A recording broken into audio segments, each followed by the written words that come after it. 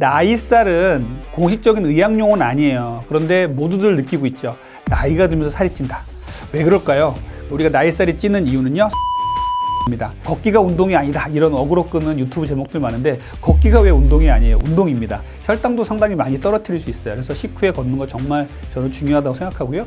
잠자는 시간을 매일 같은 시간에 주무시고 깨어나는 시간도 매일 같은 시간에 깨어나는 것, 수면 습관을 계속 가져가는 것이 불면증을 예방할 수 있고요. 또 나이살도 줄이는 좋은 방법이 될 수가 있습니다. 안녕하세요. 저는 가정의학과 전문의로 분당에서 닥터리 가정의학과를 운영하고 있습니다. 지난해에 책을 하나 냈는데요. 토탈 리셋이라는 책입니다. 더 많은 건강과 다이어트에 대한 정보는 제 책 토탈 리셋을 참고해 주시고요. 제 유튜브 닥터리 TV도 많이 놀러와 주시길 바랍니다. 우리가 나이가 들면 뱃살이 급격하게 찌죠. 특히 중년 여성분들 중에 폐경기 전후가 되신 분들은 아주 뱃살이 급격하게 찌게 됩니다. 그래서 이 뱃살이 찌는 게 뭐 자연스러운 현상이니까 그대로 둬도 되냐 이렇게 말씀하시는 분도 계시는데 절대 그렇지가 않아요. 우리가 지방은 크게 두 가지로 구분을 할 수가 있어요. 첫 번째는 피하지방입니다. 피하지방은 우리가 이렇게 몸을 잡았을 때 딱 잡히는 부분이에요. 배에도 잡히는 부분이 있죠. 말랑말랑한 부분이 있습니다. 요거는 피하지방인데, 피하지방은 실제로 몸의 건강에는 크게 영향을 미치지 않아요. 다만 보기엔 좀 안 좋죠. 그래서 피하지방은 이렇게 미용적인 문제가 주로 있는 지방이고요. 이 내장 지방은 전혀 질이 다릅니다. 이 내장 지방은 내장, 그 뱃속, 그리고 우리 근육, 배를 싸고 있는 근육과 요 속에 장간막이라는 곳에 아주 사이사이에 우리 장과 장기들 사이에 사이사이에 끼어 있는 지방이에요. 이 지방의 문제는 뭐냐면요, 예전에는 이 지방이 그냥 지방 덩어리다, 그 외에는 다른 의미는 없다라고 생각을 했었는데, 이 지방에서 여러 가지 안 좋은 물질이 많이 나옵니다. 사이토카인이라고 하는 물질도 나와서 우리 몸에 정말 안 좋은 역할을 많이 해요. 그래서 얘가 장에서 시작해서 핏줄을 타고 다니면서 온갖 혈관을 타고 다니면서 나쁜 일을 다 합니다. 고혈압, 당뇨병, 고지혈증, 지방간 같은 우리가 알고 있는 이 성인병의 근본적인 원인이 되는 게 바로 이 내장 비만, 뱃살이거든요. 그래서 이 뱃살을 관리하는 것이 중년 다이어트에 있어서는 제일 중요한 이유고요. 또 이 외모뿐만 아니라 건강을 챙기는 데 있어서 뱃살을 빼는 게 가장 중요하다고 보겠습니다.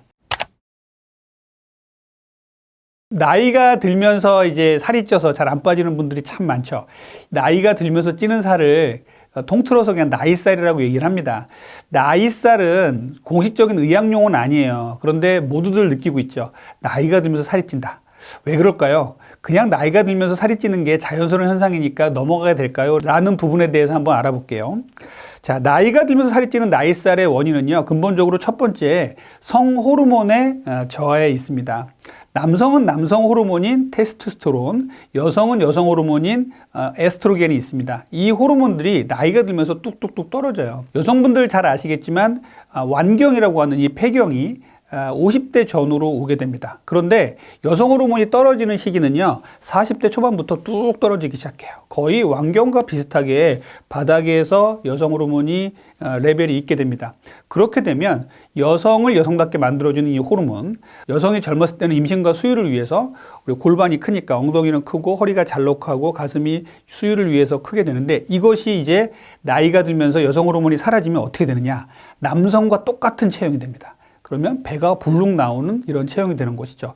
그래서 폐경기에는요, 1년에 0.8kg씩 아무것도 안 했는데 그냥 찌는 거로 돼 있어요. 정말 너무 불리하죠. 너무 억울하죠. 0.8kg씩 계속 찌게 되니까. 그래서 전체적으로 우리가 폐경기를 이제 4 내지 6년 겪게 되면요, 3 내지 6kg가 그냥 찌는 거로 되어 있습니다.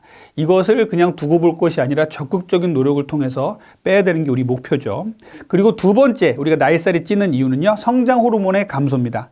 자, 성장 호르몬 그러면은 아이들한테만 나오는 거 아닌가요? 라고 물어볼 수 있는데, 성장 호르몬은 어른에서도 나옵니다. 아이들은 주로 뼈나 근육의 성장을 위해서 나오지만, 어른들에게 성장 호르몬은요, 우리가 노화를 방지해주고 체지방을 사지 말단으로 퍼뜨리게 해서 내장 지방을 안 쌓이게 해주는 이런 좋은 역할을 해요. 천연 식욕 억제제라고 해서 식욕도 정리해주는 역할을 합니다. 그런데 이 성장 호르몬이 나이가 들면서 점점점 감소하게 됩니다.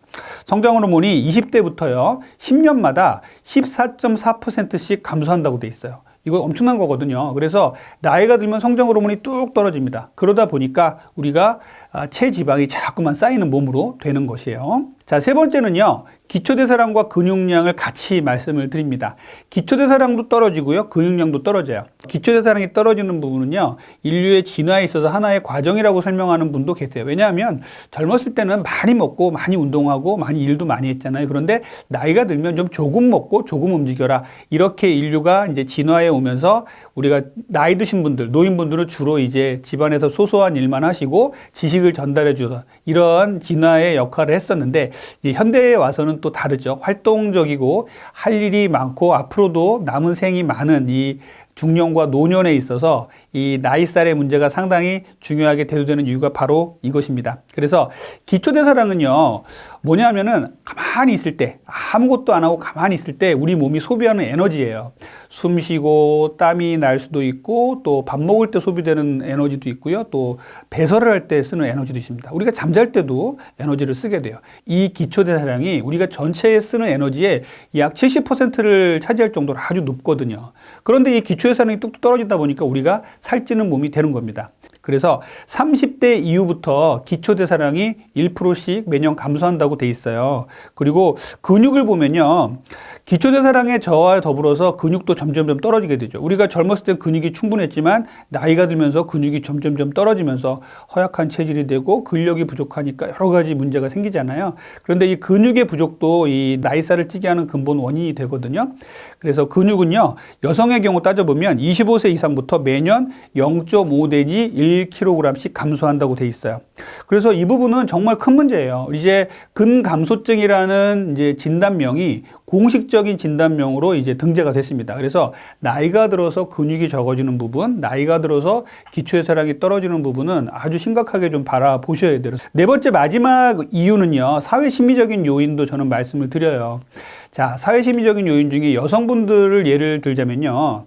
빈둥지 증후군이라고 있어요. 보통 우리가 폐경, 완경 정도 되는 나이가 한 50대 정도 되는데 요 나이가 되면 어떻게 되냐면은 남편들은 밖에 나가서 열심히 자기 생활을 찾는 나이고 아이들은 이제 어느 정도 커서 군대를 가거나 대학을 가서 자기 삶을 찾는 나이예요. 집에 홀로 남겨져 있다는 박탈감, 소외감, 우울감 이런 것들이 있을 수 있는 나이입니다. 그래서 이런 것들을 빈둥지 증후군이라고 하거든요. 빈둥지에 오손도손 가정을 잘 키워놨는데 이제 둥지에 자기 혼자밖에 없다라는 이제 그 소외감이 남게 되는 것이죠. 이때 많은 여성분들이 그 소외감을, 외로움을 달래기 위해서 뭐 여러 가지 취미 생활을 하면서 긍정적으로 푸시는 분도 있지만 이 음식으로 달래는 분도 상당히 많아요. 초콜릿이라든지 과일이라든지 이런 아주 단맛 나는 음식들을 먹으면요. 이런 우울감이나 소외감이 일시적으로 좋아지는 것처럼 보입니다. 세로토닌을 약간 상승시키거든요. 이런 음식들이. 그래서 이런 음식들을 계속 먹다 보면 이제 중독이 돼요. 그러면 도파민까지 건드리게 되면 그때는 이런 외로움이나 이런 소외감들이 단맛 중독, 탄수화물 중독까지 가게 되는 게 원인이 되겠습니다. 또 많은 중년 남성 여성분들이 술을 드십니다. 뭐 이유는 여러 가지죠. 뭐 회사 일 때문에 드시는 분도 계시고 인간관계 때문에 드시는 분도 계신데 제일 안 좋은 방식이 뭐냐면 혼술이에요. 자기가 하루 일을 다 마치고 자기의 외로움과 우울감을 달래기 위해서 술을 한 잔 마셔야 하루 일과가 마감되는 분들이 많이 계세요. 그런데 이 술은요, 결국은 뱃살을 찌게 하는 아주 근본 원인이 됩니다. 그래서 이렇게 사회 심리적인 문제도 중요한 나이살을 찌게 하는 원인이다라고 저는 말씀을 드립니다. 자, 그러면 이 중년의 문제인 지긋지긋한 이 나이살 빼는 방법 어떤 게 있을까요? 저는 총 7가지로 말씀을 드려요. 좀 많을 수 있는데 이런 생활 습관을 꾸준히 가져가시면 나이살이 점점점 빠지는 체험을 하실 겁니다. 첫 번째는요. 나이살을 빼는 데 있어서는요. 과욕은 절대 금물이에요. 젊었을 때는요. 정말 쫄쫄 굶어가면서 운동 열심히 하면서 살 뺄 수 있어요. 그런데 그러면 또 돌아오기도 하고 그래서 회복이 되게 빠르죠. 그런데 이제 중년이 넘어가서 이제 나이살이 자꾸 찌는 나이가 되면요. 정말 과욕을 부려서는 안 됩니다. 이렇게 무리하게 운동하시거나 무리하게 식단을 하시다 다치시거나 병이 나면요.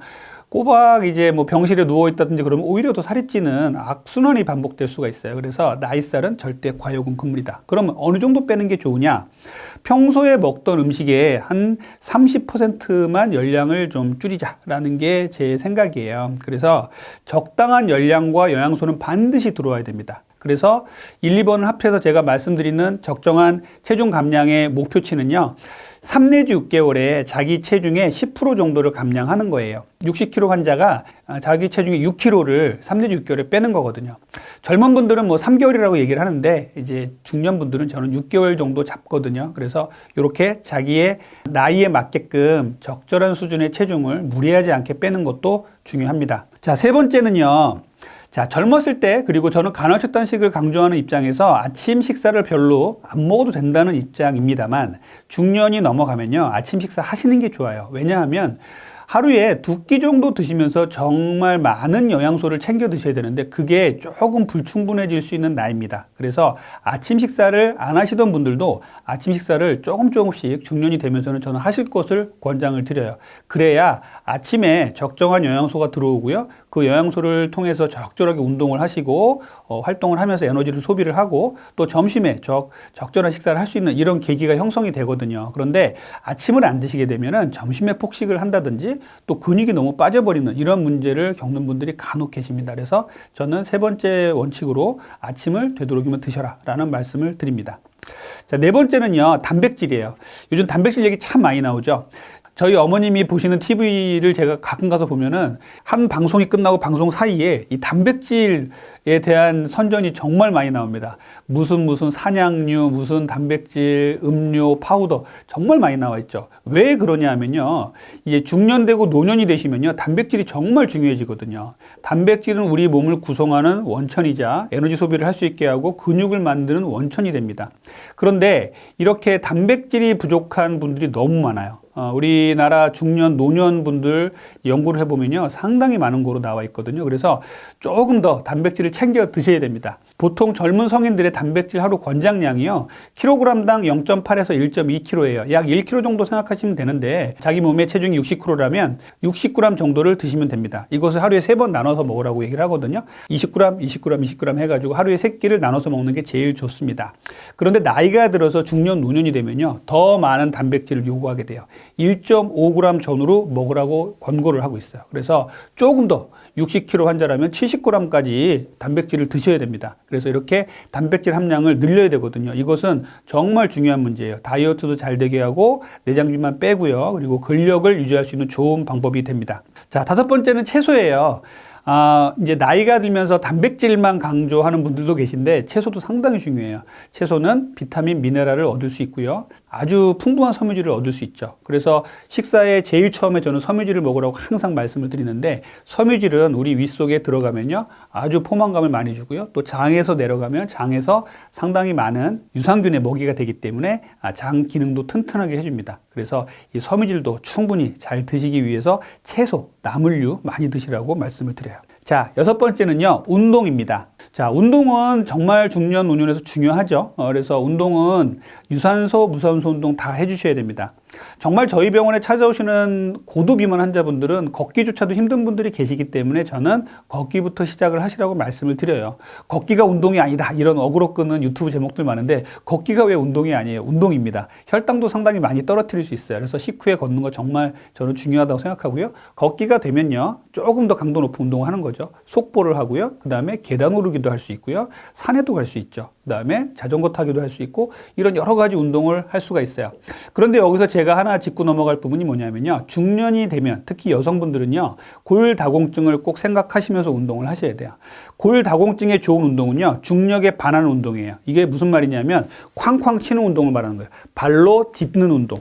여기서 이제 생각을 해보면 수영 같은 운동은 아주 좋은 심폐지구력, 근력에 좋은 운동입니다만 골다공증에 썩 좋은 운동은 아닙니다. 왜냐하면 중력에 반하는 운동이 아니기 때문에 그래요. 둥둥 떠다니니까요. 그래서 골다공증에는 수영이 크게 도움이 안 된다. 이런 연구들이 좀 있고요. 그래서 이렇게 줄넘기라든지 계단 오르기 그리고 제자리 뛰기 뭐 이런 것들은 상당히 좋은 중년의 운동이 될 수가 있어요. 그래서 이런 운동들도 열심히 좀 해주셨으면 좋겠고요.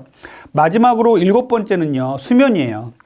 자, 우리나라의 전 연령에서 이제 수면의 문제가 아주 심각하게 대두가 됐습니다. 그러니까 뭐 SNS건 어디 뭐 방송이건 간에 보면은 중간중간에 선전들이 수면에 대한 얘기들이 너무 많이 나와요. 왜냐하면 우리 현대인들이 그만큼 수면의 문제가 심각하다는 것이죠.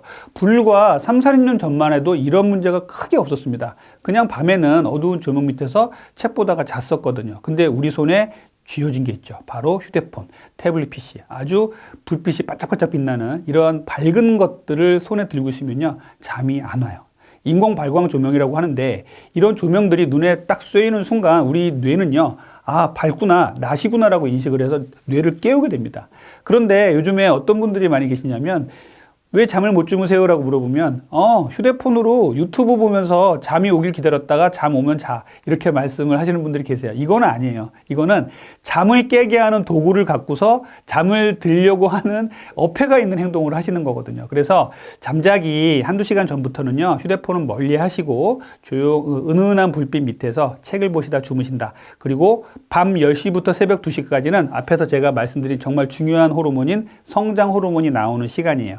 우리가 뭐 밤 10시에 주무셔라 라는 얘기를 아주 강압적으로 할 수는 없지만 저는 10시에 주무셨으면 좋겠습니다. 그리고 조금 늦더라도 11시, 12시에는 반드시 주무시고요. 잠자는 시간을 매일 같은 시간에 주무시고 깨어나는 시간도 매일 같은 시간에 깨어나는 것. 이것들을 수면 습관을 계속 가져가는 것이 불면증을 예방할 수 있고요. 또 나이살도 줄이는 좋은 방법이 될 수가 있습니다.